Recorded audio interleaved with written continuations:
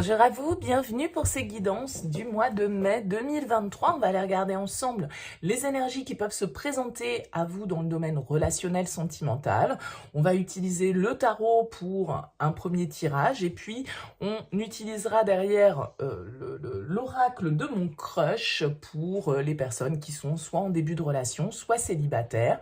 Donc on va voir un petit peu les messages qui nous sont transmis pour ce mois de mai. Bien sûr, vous gardez à l'esprit que ça reste général, donc ça ne peut pas parler à tout le monde, hein, évidemment. Prenez uniquement ce qui résonne pour vous.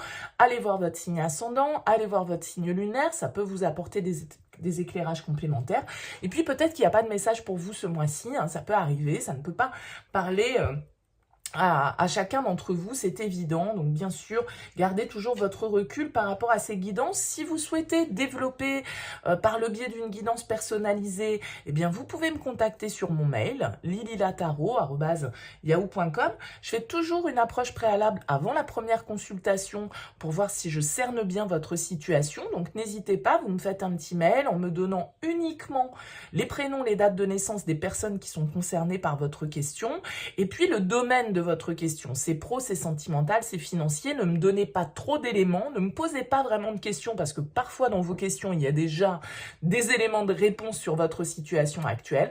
Donc voilà, prénom, date de naissance, le domaine, on s'arrête là. Je reviens vers vous pour vous expliquer bien évidemment ensuite mon fonctionnement.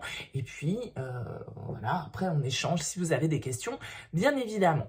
On va procéder tout de suite au tirage sans plus attendre. On se retrouve tout de suite en accéléré. Bienvenue les Vierges pour ce tirage relationnel du mois de mai. On regarde avec le tarot vous et l'autre. Ça va sous-entendre effectivement dans ce tirage que vous avez quelqu'un dans votre tête, dans votre cœur, dans votre vie, d'accord? Ou que quelqu'un débarque pour vous sur ce mois de mai peut-être. On regarde ici vos énergies, les énergies de l'autre, la relation, ce que vous attendez, ce que vous allez recevoir, ce qu'il y aura à dépasser, le conseil. Et puis vers quoi tend la relation sur la fin du mois de mai. On a une arcane majeure ici, en dos de deck, l'arcane de la mort, qui peut nous parler du signe du scorpion, qui peut nous parler aussi de changement, de transformation, d'évolution, de renouveau, hein, peut-être dans votre vie sentimentale. Il y a peut-être quelque chose qui a pris fin et du coup, voilà, un nouveau cycle qui s'ouvre pour vous. On va découvrir déjà, les Vierges, vos énergies à vous ici. Alors, ben oui, le renouveau qui est là. Page de coupe pour vous. Le page de coupe, il va nous indiquer que vous vibrez, que votre cœur palpite pour une personne, que vous avez fait une rencontre, que vous êtes en train de ressentir les premiers émois amoureux vis-à-vis d'une personne. Ça peut nous parler d'un renouveau affectif, ça peut nous parler d'une nouvelle inspiration que vous ressentez, en tout cas, voilà, soit c'est des sentiments qui se ravivent, hein, qui reviennent dans une relation, un nouveau cycle, une nouvelle étape, peut-être, voilà, on forme une famille avec ce page de coupe, on fait des enfants, on s'investit, en tout cas, on franchit un nouveau cap, quel qu'il soit ça peut être vraiment des énergies de nouveauté. Alors, pourquoi pas vraiment pour vous un signe d'eau ici, et pourquoi pas le scorpion, hein, avec ce page de coupe.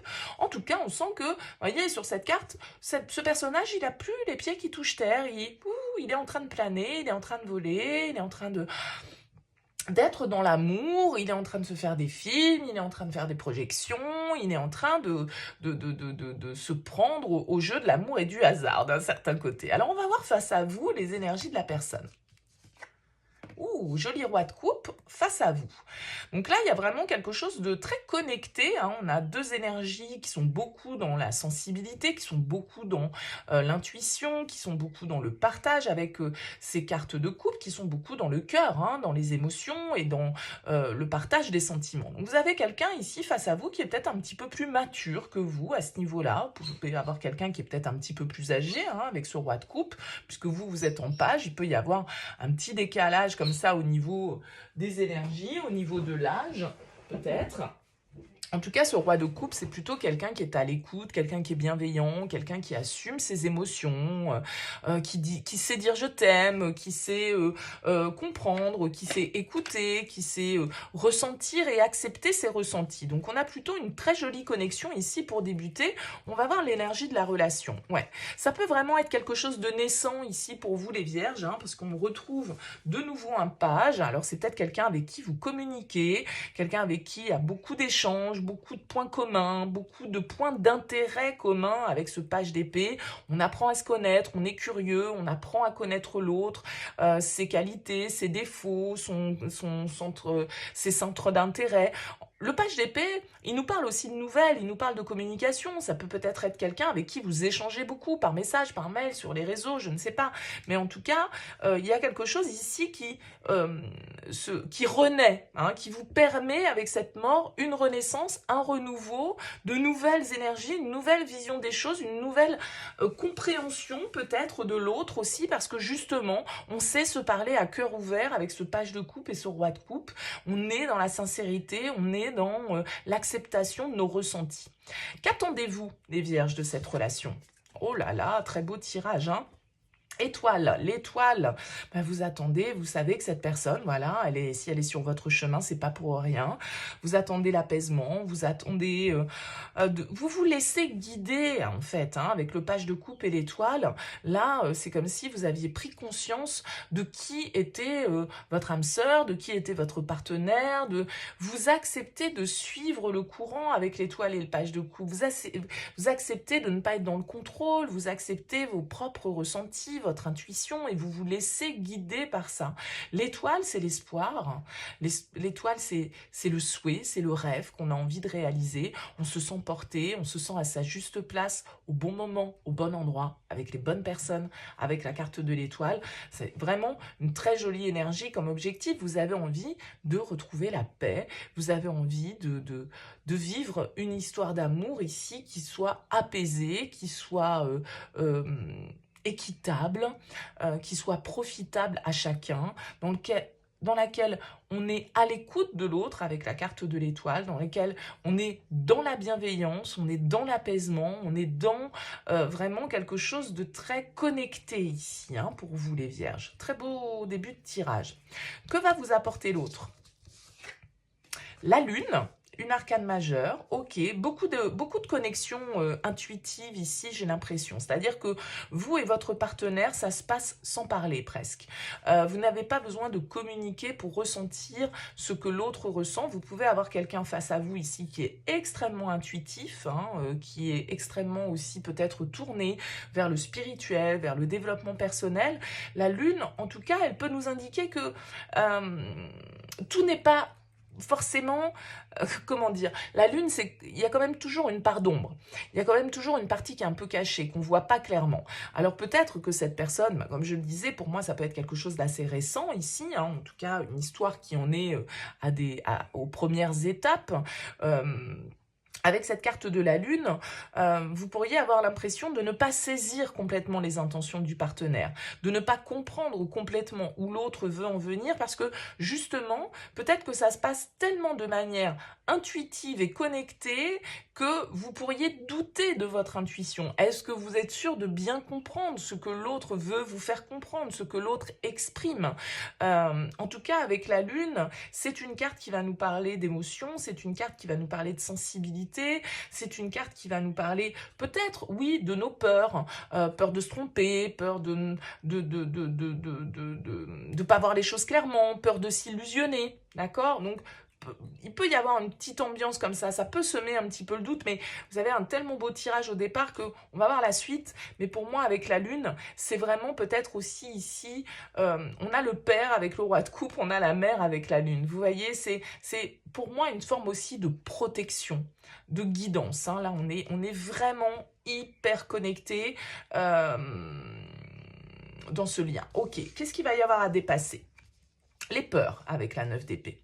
Il va falloir dépasser ces peurs, il va falloir dépasser ces pensées négatives, il va falloir dépasser certains conditionnements, peut-être des choses de notre passé comme ça qu'on garde en tête et puis qui viennent un petit peu nous pourrir l'esprit, qui viennent un petit peu nous polluer parce qu'on a tendance avec la 9 d'épée à plutôt envisager ce qui pourrait mal se passer plutôt que voilà d'être dans un optimisme et une positivité. Donc avec la 9 d'épée, justement, cette lune peut nous indiquer un peu de confusion, peut nous indiquer une situation qui est un peu trouble, qui est un peu confuse, où on doute, d'accord? On y croit ici avec l'étoile, mais il y a peut-être une partie de nous, malgré tout, qui se sent un petit peu petits par rapport à cette personne, du coup, et qui doute. D'accord?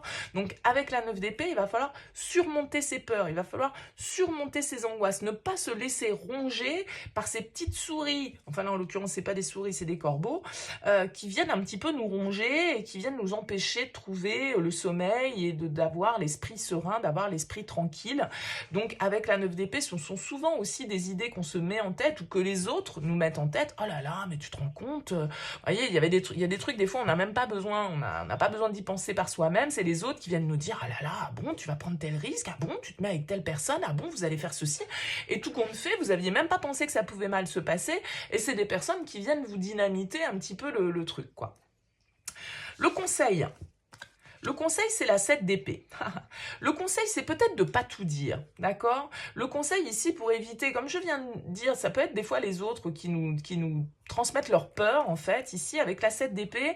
La 7 d'épée, c'est celui qui fait les choses un petit peu de manière cachée, un peu en douce. Alors, elle vient en conseil, cette carte. Alors, soit on vous invite à être cash, à être honnête, à justement pas vous défiler, à pas y aller par 50 000 chemins pour arriver à votre objectif, et puis plutôt à faire preuve d'honnêteté et de franchise. Mais la 7 d'épée, suivant comment vous vibrez par rapport à ce tirage, ça peut être aussi, mais ne dites pas tout, soyez stratégique, dites seulement ce que vous avez à dire, ne rentrez pas dans les détails, ne donnez pas trop d'informations, n'alimentez pas plus que ça les questionnements ou les discussions, parce qu'avec la 7 d'épée, voilà, on n'a peut-être pas besoin de tout dire, on n'a peut-être pas besoin de tout divulguer, et puis si vous êtes en train de vivre les débuts d'une histoire d'amour, bah écoutez, tout le monde n'a peut-être pas obligé d'être au courant, parce que tout compte fait, l'extérieur pourrait vous amener des énergies négatives en vous faisant peur sur la relation, ou en vous faisant peur par rapport à cette personne, sur ce qu'elle est, sur ce qu'elle a été, sur son... Vous voyez, vers quoi va la relation? La tempérance, ouais. Vous avez quand même un assez joli tirage, les vierges, hein, soyons clairs. La tempérance, elle va nous parler d'équilibre, elle va nous parler d'harmonie. Peut-être aussi d'un petit peu de patience. Il y a de l'apaisement ici qui arrive pour vous. Peut-être que vous avez quelqu'un de très sensible face à vous, qui peut avoir du mal à exprimer ses émotions, d'accord? Et que ça vous fasse douter, que ça vous fasse vous poser des questions sur l'honnêteté, sur la transparence, sur est-ce que cette personne, elle ne me cache pas des choses, est-ce que cette personne, elle ne me manipule pas, est-ce que cette personne... Vous voyez, il peut y avoir un petit peu ces idées-là qui ressortent pour vous, les vierges. Alors avec la tempérance, on vous dit, mettez un petit peu d'eau dans votre vin, modérez-vous, prenez le temps de connaître l'autre, prenez le temps de voir comment ça se passe, prenez le temps de voir comment ça va évoluer, soyez dans la communication, exprimez aussi vos ressentis, soyez dans cette naïveté du page de couple qui, tout compte fait, dit ce qu'il a sur le cœur sans penser forcément toujours aux conséquences, mais qui se laisse aller à une certaine forme de fluidité et puis de naïveté gentille, en fait. Donc avec la tempérance, il y a vraiment cette idée de compromis, il y a vraiment cette idée de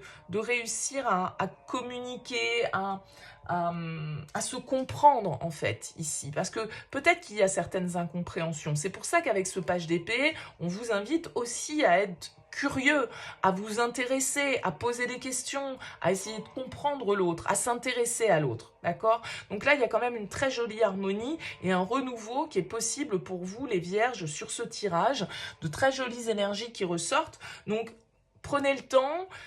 Vous avez l'air d'avoir la foi ici avec cette étoile, vous avez l'air de savoir vers quelle direction vous avez envie d'aller, donc laissez-vous inspirer, laissez-vous guider, laissez-vous porter par les choses, n'allez pas trop vite, ne soyez pas déjà en train d'anticiper des problèmes éventuels qui peuvent ne jamais se passer, et puis peut-être faites un petit peu plus confiance à l'autre, parce que vous pourriez, avec ce 7 d'épée, être dans la méfiance du fait d'expériences du passé, et c'est peut-être ça qu'il vous faut laisser derrière vous.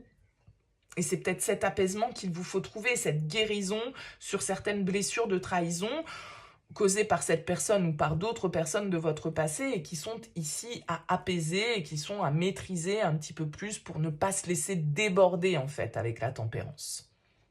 Voilà pour ce premier tirage. On va continuer avec l'oracle de mon crush. Donc un tirage plus orienté sur les débuts de relation, pour les célibataires ou pour le petit crush du moment, on va dire. Allez, voyons voir le message pour vous, les vierges. Allez, les vierges, quel est le message pour ce mois de mai?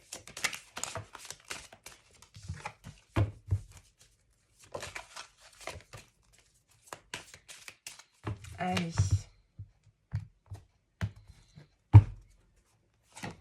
Qu'est-ce qu'on a? On nous parle de réussite. Toutes les chances sont de ton côté.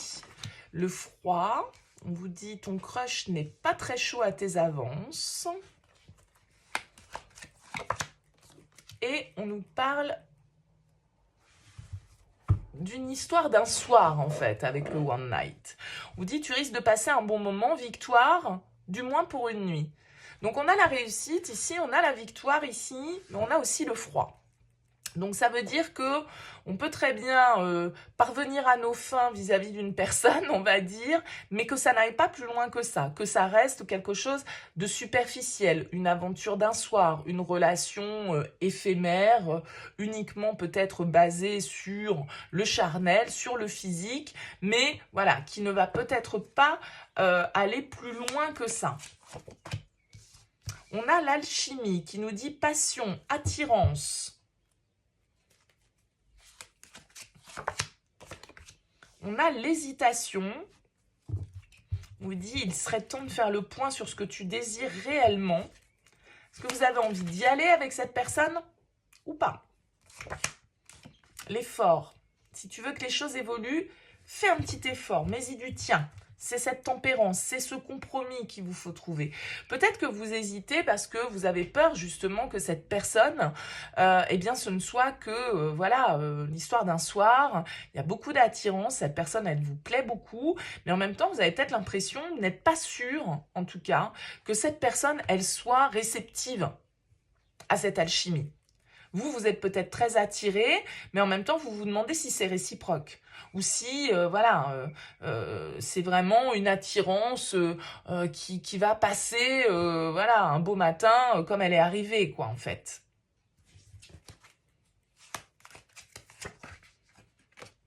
On a la télépathie. On vous dit que cette personne pense à vous aussi. La réciprocité. Ouais, il y a quand même une histoire de partage, hein, ici. Ah, et la déception.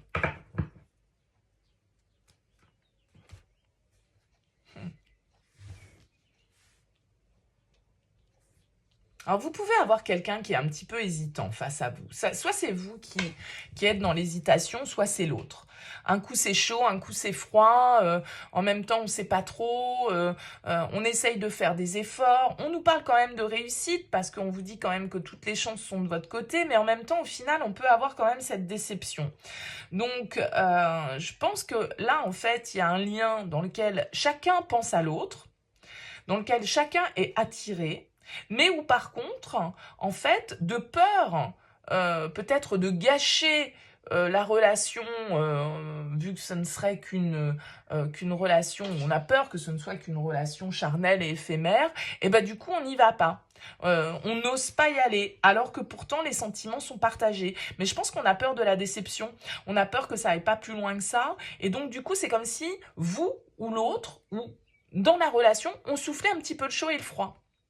D'un côté, il y a de l'attirance, il y a des atomes crochus, il y a des points communs. Et en même temps, d'un autre côté, nous, peut-être qu'on veut pas ou que l'autre ne veut pas d'une relation d'un soir. Donc, du coup, étant donné qu'on n'a pas de certitude sur la suite, on n'y va pas, on hésite. Oui, non, je sais pas, est-ce que j'y vais, est-ce que j'y vais pas? On n'y met pas forcément toujours du sien non plus. Et en même temps, on n'arrête pas de penser à cette personne. Et en même temps, a priori, cette personne, elle n'arrête pas de penser à nous aussi. Mais plutôt que de prendre le risque, on préfère ne pas prendre de risque pour ne pas être déçu. Voyez? C'est ça un petit peu le truc. C'est dommage. Parce que là, il y a quand même, pour moi, quelque chose de réciproque. C'est-à-dire qu'il y a quelqu'un à qui vous pensez, il y a quelqu'un à qui vous êtes attiré, par qui vous êtes attiré, qui pense la même chose que vous, mais en même temps, un pas en avant, deux pas en arrière. Un coup, je te fais les yeux de biche, et puis le lendemain, je te regarde même pas. Parce qu'on a peut-être l'impression que cette personne, elle n'est pas sérieuse, parce qu'on a peut-être l'impression que, voilà, c'est un séducteur, une séductrice, et que, on va faire un tour dans son lit, mais ça ira pas plus loin. Et on a peur d'être déçu, donc du coup, on se dit, à quoi bon, ça sert à rien. Alors que pourtant, j'ai l'impression qu'on vous dit que toutes les chances sont de votre côté. Donc pourquoi pas tenter? Parce que en tout cas, j'ai l'impression que voilà, chacun a envie, mais personne n'ose vraiment non plus. Et tout compte fait, quel risque vous prenez? Parce qu'on vous dit ici, avec la déception, de toute façon, ce qui ne tue pas nous rend plus fort. Donc bon, voilà, même si ça marche pas, même si ça dure, même si on prend du plaisir et que ça ne dure pas, ça ne nous mène pas vers une relation constructive, etc., peut-être qu'il y a quand même un truc à vivre qui est sympa, qui peut nous amener du plaisir, qui peut nous amener de la confiance en soi, qui peut nous amener comme ça, voilà, c'est les petits bonbons qu'il faut savourer sur le parcours. Bon, dites-moi les vierges dans vos commentaires, en tout cas, comment cette guidance aura vibré. C'est toujours intéressant pour moi d'avoir vos retours. En tout cas, n'hésitez pas à liker, à partager, à vous abonner à cette chaîne si vous souhaitez soutenir mon travail. Merci beaucoup pour votre présence. Je vous souhaite un excellent mois de mai et je vous dis à très vite.